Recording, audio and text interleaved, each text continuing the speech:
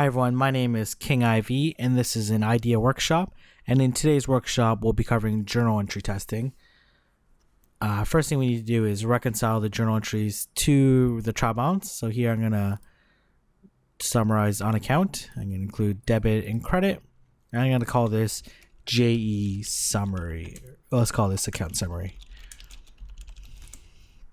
Now what I want to do here is join with the trial balance. I'm going to do all records in both. I'm going to call this JETB reconciliation. And I'm going to match on account number. And I'm going to include all the fields. Perfect.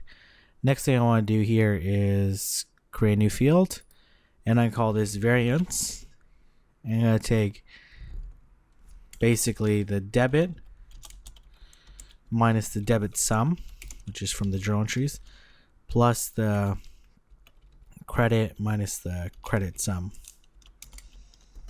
So calculate those variances. And then there you go. So now what I want to do here is check if there's any variances that are not 0. Perfect. Now we're good. Okay, now I'm going to compare the journal entries with the holidays to see whether or not there's any matches.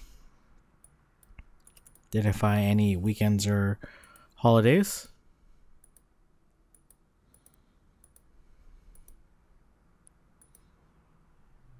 Create a date. And then here I'm only gonna take the holiday field, do all the primary. I'm gonna say JE with holidays.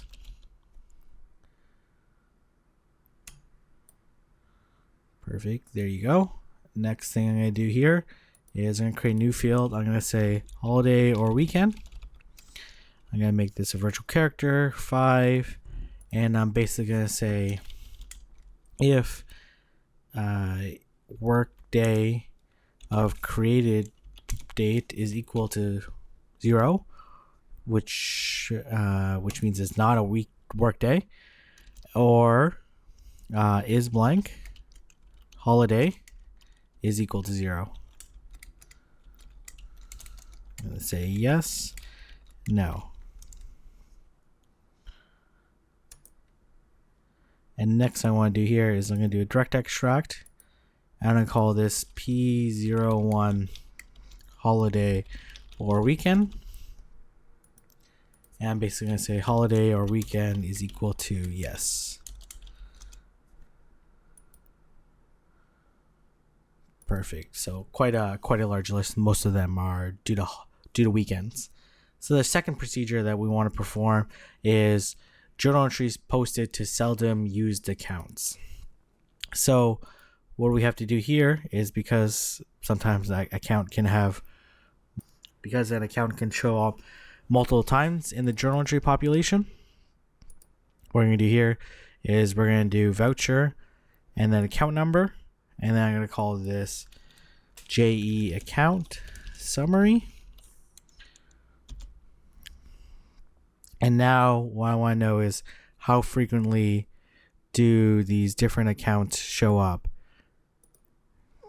So here I'm going to take account and I'm going to call this account frequency summary.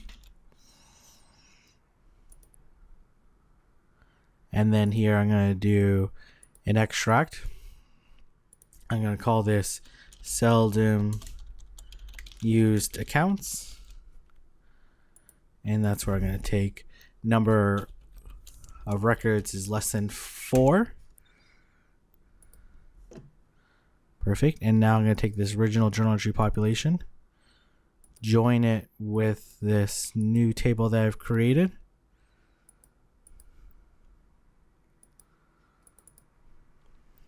And I'll just include the number of records, and I'll join it based off of account number. And I'm going to call this P02 seldom used accounts. And we're going to do matches only.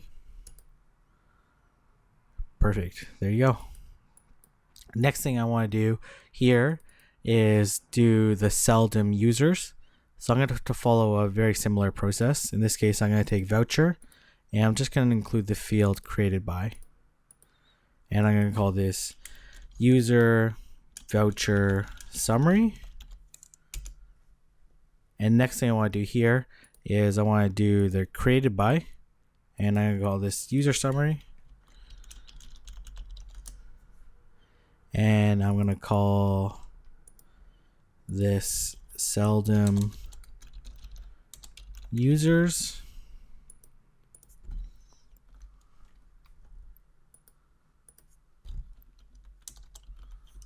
Is less than 4.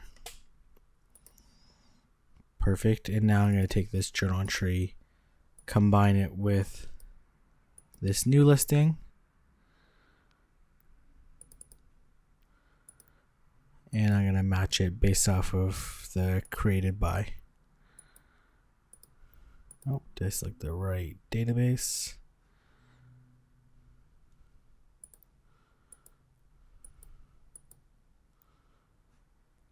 Oh, nope, I keep selecting the wrong one. I need to select the seldom user, not the seldom entries. Created by, and I'm gonna call this the P03 seldom users. There you go. And now the next procedure we want to perform is where there's a large gap between the creation and posting. So this one should be pretty straightforward. P04 large delay, or large, let's call it large gap. And all I'm going to do here is I'm going to use the absolute value of the age between the creation date and the trans date. And if it's greater than 90, perfect. The next procedure I want to perform is journal entries with unusually large debit or credit. And how I define this is 3 to 10 deviations larger than the mean by account. So the way I'm going to do this here is I'm going to do summarization by account number. I'm going to use this amount ABS field, which I created. And I only need the average and the standard deviation. And I'm going to call this account average and standard deviation. And next thing I want to do here is I'm going to create this field called threshold. And I'm basically going to take the amount ABS plus amount standard deviation times 3, which basically calculates the average plus 3 standard deviations. And then I'm going to join it back with the original data. So let me just close all these ones. Do a join.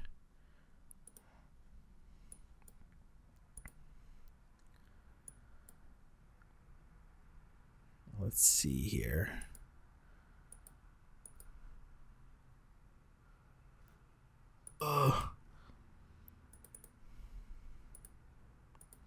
And then here I'm going to do it based off account. And I'm going to call this JE with threshold. I'm going to do all in there, and all I need here is the threshold. And then I'm going to call this P05 threshold. And I'm going to go here. I'm going to do the amount ABS is greater than threshold.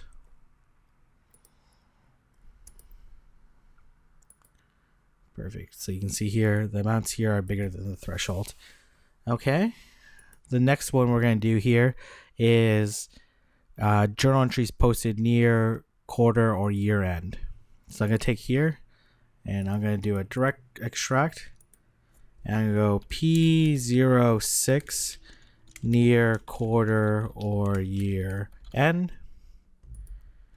And basically I'm going to go amount ABS, age, created date, 2015-03-31. Oh, the quotation there. And I'm going to say less than or equal to 5. And basically I'm just going to copy this and just going to change it ever so slightly. So I'm going to count for each quarter.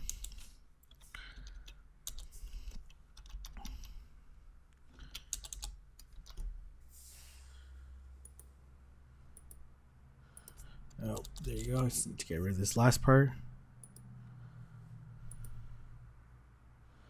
Perfect. And now the next thing I need to do here is do I need to also then filter this for income statement items.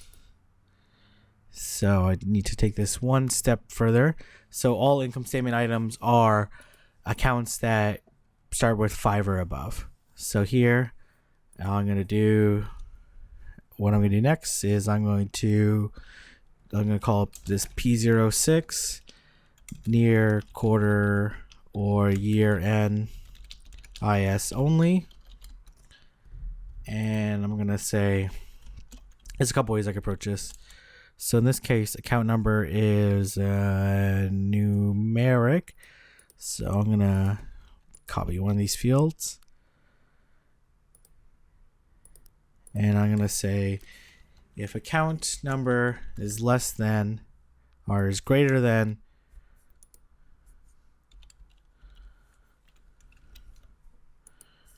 or equal to 5, then it's an income statement item. I'm going to say here, I'm going to be P06 near quarter or year end.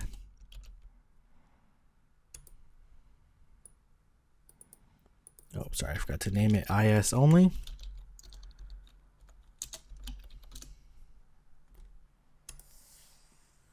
Perfect. Now you can see that. The next thing I need to do is lines with amounts that end with at least 5 zeros. So the way I'm going to use this, I'm going to use the function called modulus. So I'm going to go P07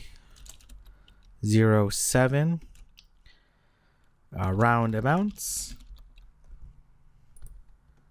And I'm going to take the amount ABS, do modulus 100,000. So that's five zeros is equal to 0. And amount ABS is greater than 0. Or I shouldn't say greater than 0, not equal to 0. And then you see here, produce no results. The next thing I need to do here is I need to do entries with keywords or short descriptions. So let's go ahead and do that. So I'm going to take this entry here. I'm going to call this P08 keywords. And the couple keywords I'm interested in is I'm going to use is any. So I'm interested in the word a fraud. And I'm going to look at the description equal to 1 or copy this, the word adjust, or the length of this field is less than or equal to 5.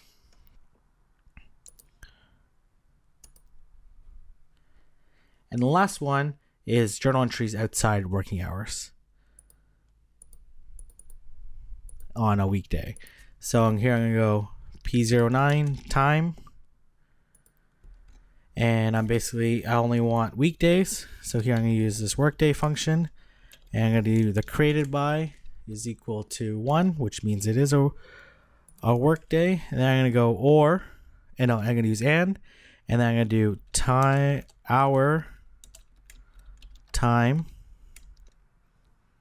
Oh, I'm not sure why it's okay. Regardless, is less than 8 or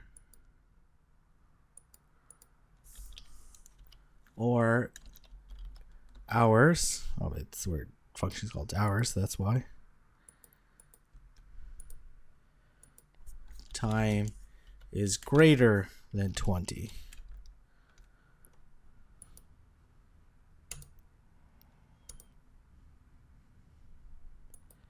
And there you go. So now you have all these different entries You can then do some further risk assessment if you want, combine them, aggregate them, and determine how you want to handle these particular exceptions. Obviously, this is a very short list compared to the very long list of journal entry testing procedures that you can perform, but this is a good starting ground. So if you have any questions or comments, feel free to leave it in the comment section below, and I look forward to speaking to you next time. Thank you.